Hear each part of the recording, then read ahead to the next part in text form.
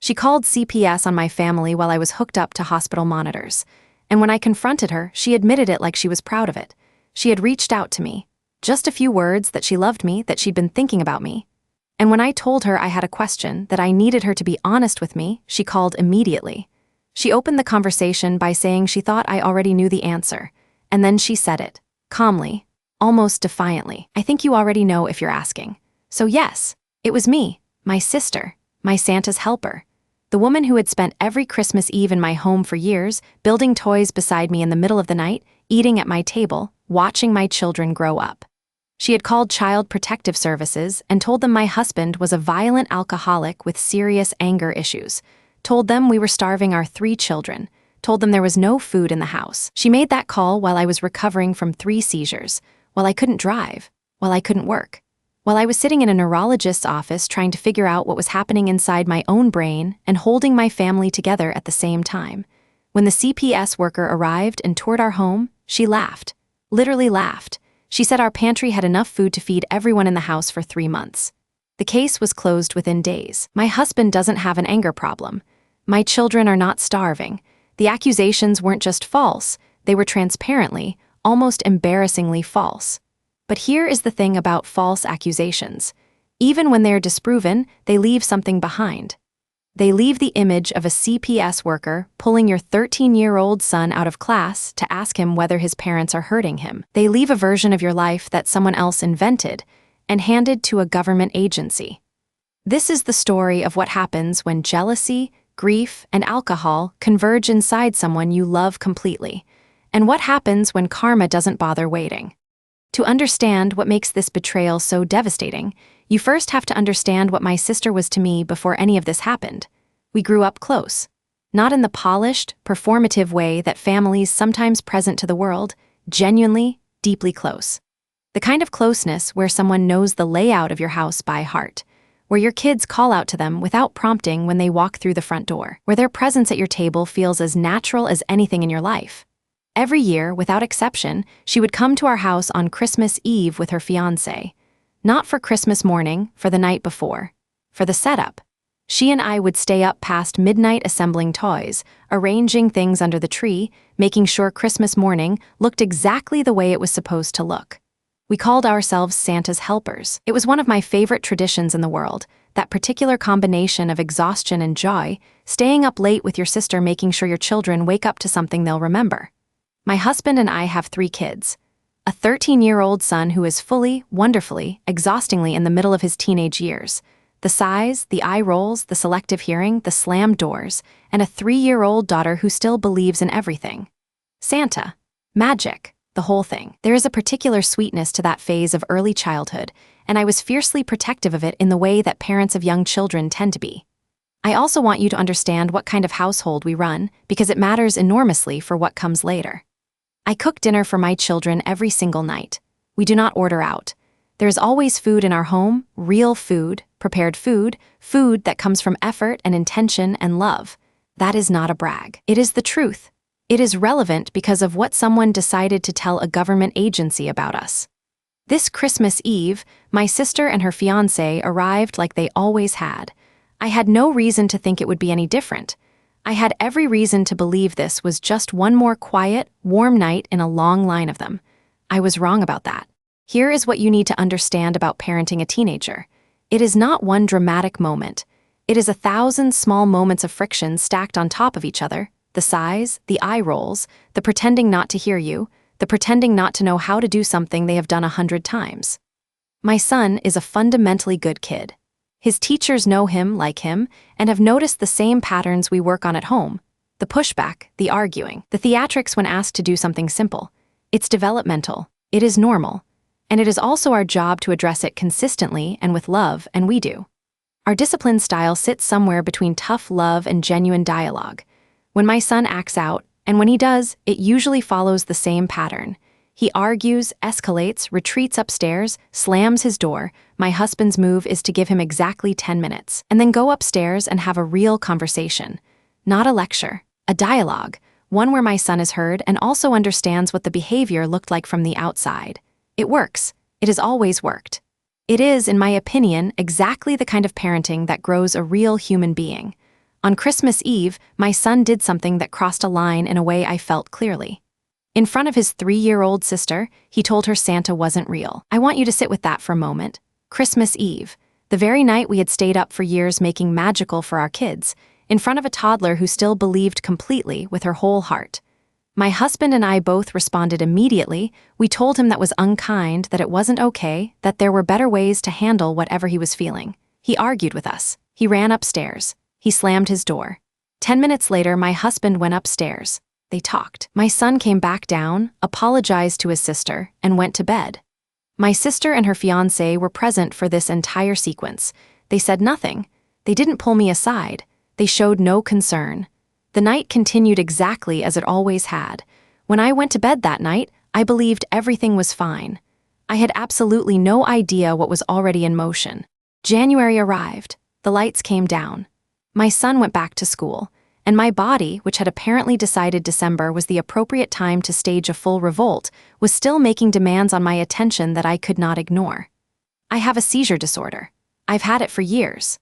For the last decade, it had been completely under control, no episodes, just monitoring and medication and the quiet daily relief of a condition that had agreed to stay in the background. Then December happened and the background came forward.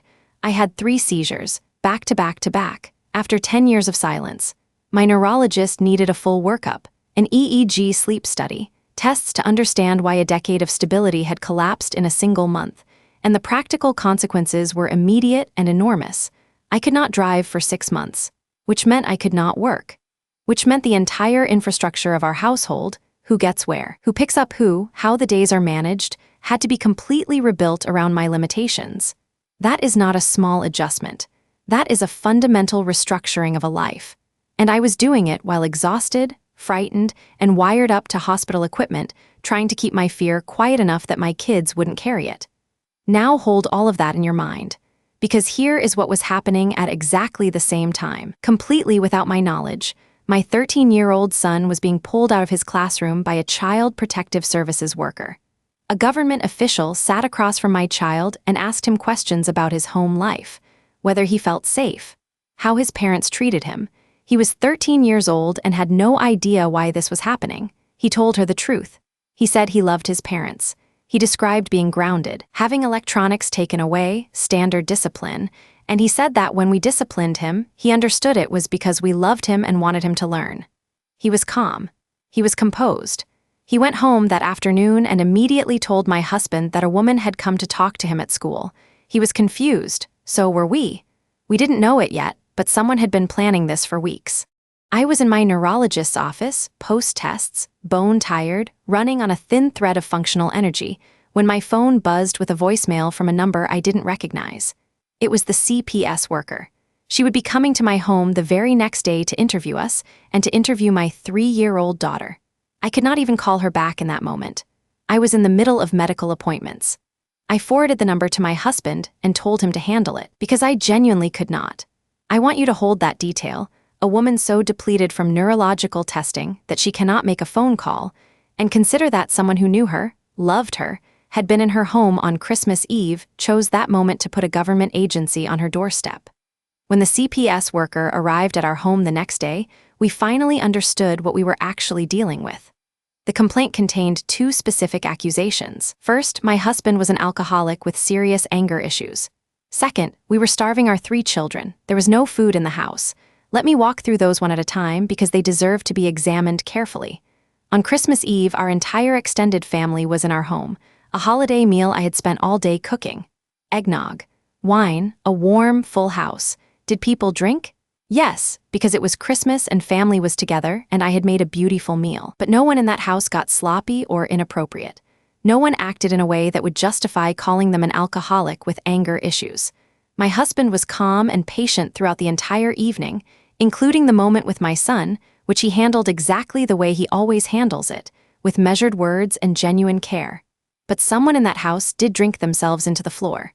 One person consumed an entire 18-pack of beer that night, alone. And that person was not my husband. That person was my sister. When the CPS worker opened our pantry, she stopped. She looked at the shelves, full shelves, organized shelves, enough rice and pasta, and canned goods and fresh food to feed this family for months. And she laughed. A short, surprised exhale. She said there was enough food in this house to feed everyone for 3 months. She said it with the particular tone of someone who had walked into very different kitchens on very different days. She left that afternoon and told us she was grateful to be in a functional home with happy, healthy children. She said it was rare. The case was closed by the end of the day. But the question sitting at the center of all of this, who had the audacity to make that call, was still very much open. CPS doesn't tell you who reported you. It's a protection built into the system, and it exists for legitimate reasons. People need to be able to report genuine concerns without fear of retaliation. But it also means that when someone weaponizes that anonymity against you, you are left to do the detective work yourself. Which is what my family did. My parents and my brother each reached out to my sister independently in the days after the case closed. Not accusatory, just talking, feeling out her reaction, watching what she said and how she said it. And her reaction was its own kind of confession. She spoke about the accusations as if they had merit. She used language that mirrored the complaint almost exactly. She referred to whoever had made the call in careful hypotheticals, but the way she framed those hypotheticals made it clear she was describing herself. She thought it was justified. She thought it was the right thing to do. But beyond the language, there was one detail that broke the case open for me personally. The accusation about food. My sister and her fiancé live an intensely organic lifestyle. Nothing processed, nothing packaged. No chips, no canned goods, no snacks, nothing with GMOs. On Christmas Eve, her fiancé stood in my kitchen and asked me whether I worried about the GMO content of my pasta sauce. My pasta sauce. The jarred sauce I buy from the grocery store because I am a mother of 3 with a full schedule and a household to run, not a contestant on a cooking show. I have rice. I have canned beans. I have pasta, soups, pantry staples, the foundational materials of a functioning home kitchen. I cook from those ingredients every single night. Never order out. But through her lens, through the lens of someone who has decided that anything not certified organic is essentially a form of neglect, my kitchen probably looked like a crime scene. She did not make that call because she genuinely believed my children were hungry. She made it because she looked at my life and found a way to reframe it as evidence of something wrong. The projection was perfect, too perfect to be accidental. My family arrived at the same conclusion independently, each of them, one by one. It was her. It had always been her.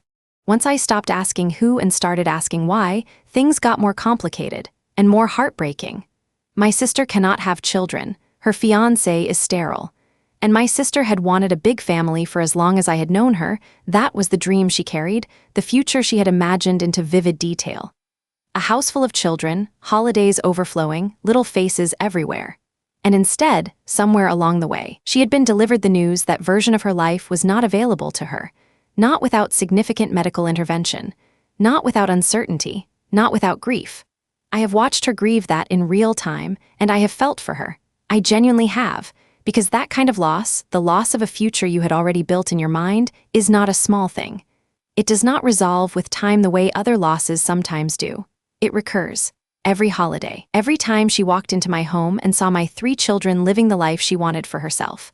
I think for a long time she managed it by loving my kids as her own in the moments she was around them. Being Santa's helper was not nothing. It was something real. I think part of her genuinely believed it was enough, and then somewhere that stopped being enough. There was more. Over the summer, after our mother was diagnosed with breast cancer and recovered, our family went through genetic testing, the BRCA gene. My results came back clear. My sister's came back at high risk. She has been living with that information for months, sitting with the very real possibility of facing the same illness that nearly took our mother. I cannot imagine what that feels like. I have tried to imagine it, and I cannot. The drinking had been escalating for years. It was already a concern before any of this. After the genetic results, it accelerated. On Christmas Eve, while I was cooking a holiday meal for our entire family, she drank 18 beers to herself. I noticed. I said nothing because it was Christmas and I did not want to create a scene. Looking back, I wish I had said something, but I need to be clear about something.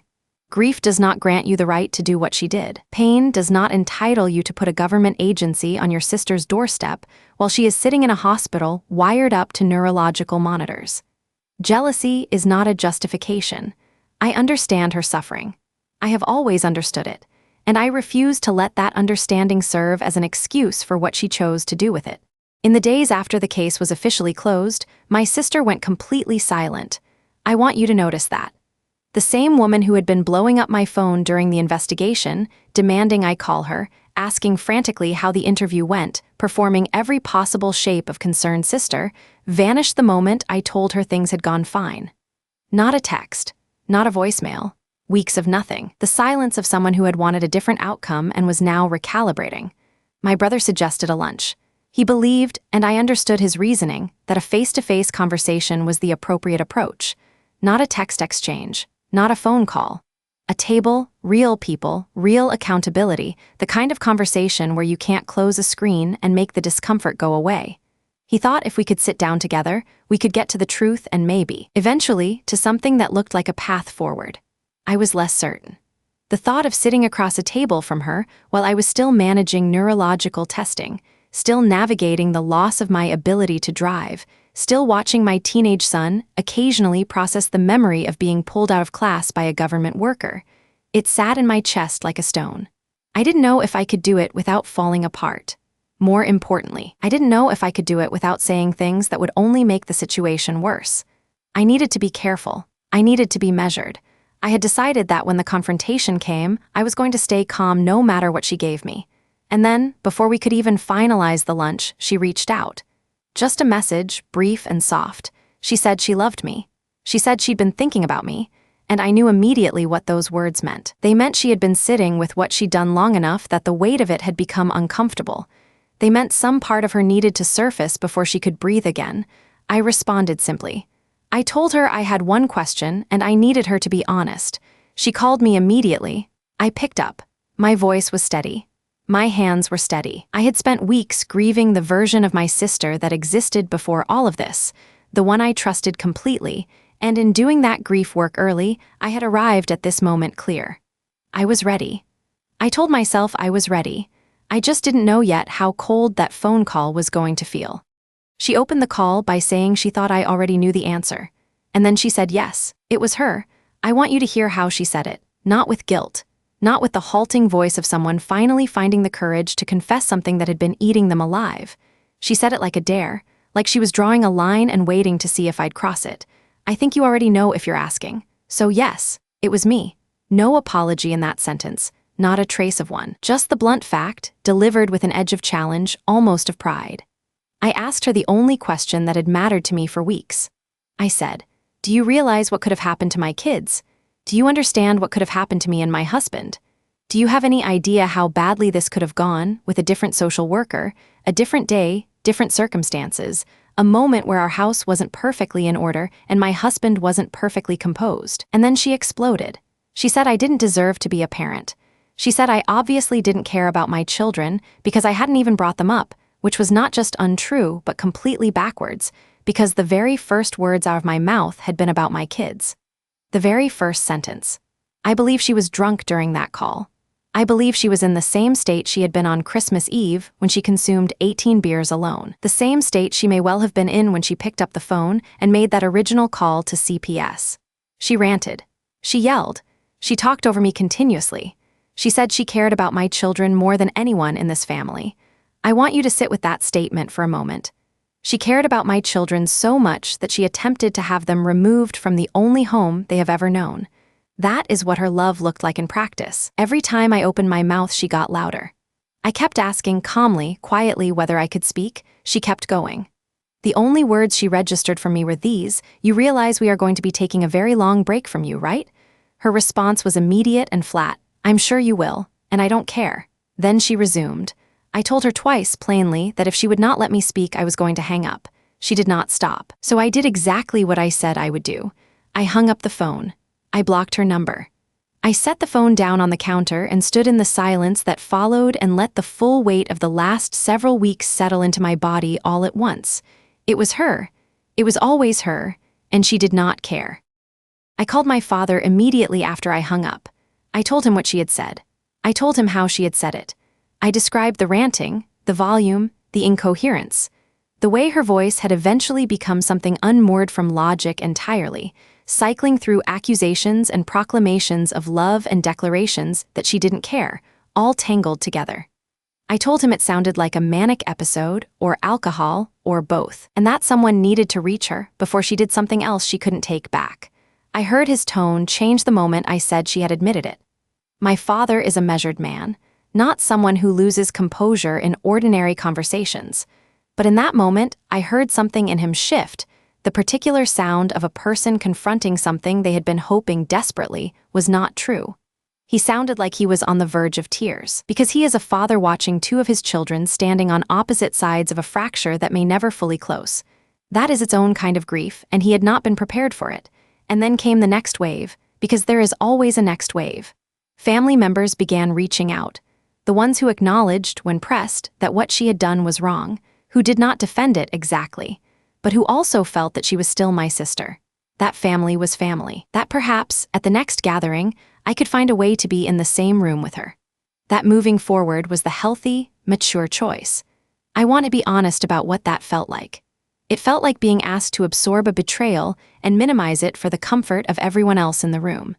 It felt like being handed the labor of forgiveness before the person who had wronged me had done a single hour of the work that real forgiveness requires. It felt like being told that family cohesion mattered more than the safety of my children, more than my own right to decide who I allow back into my home, more than the reality of what had actually happened.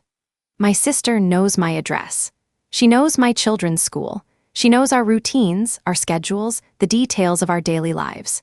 She has demonstrated, concretely and on record, a willingness to use a government agency as a weapon when her emotions get the better of her.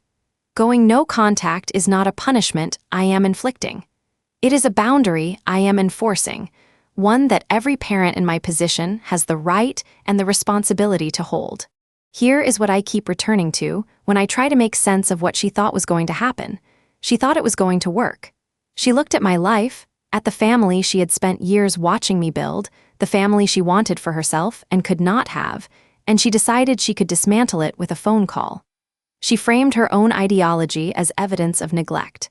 She projected her own drinking onto my husband. She dressed jealousy up as concern and handed it to a government agency.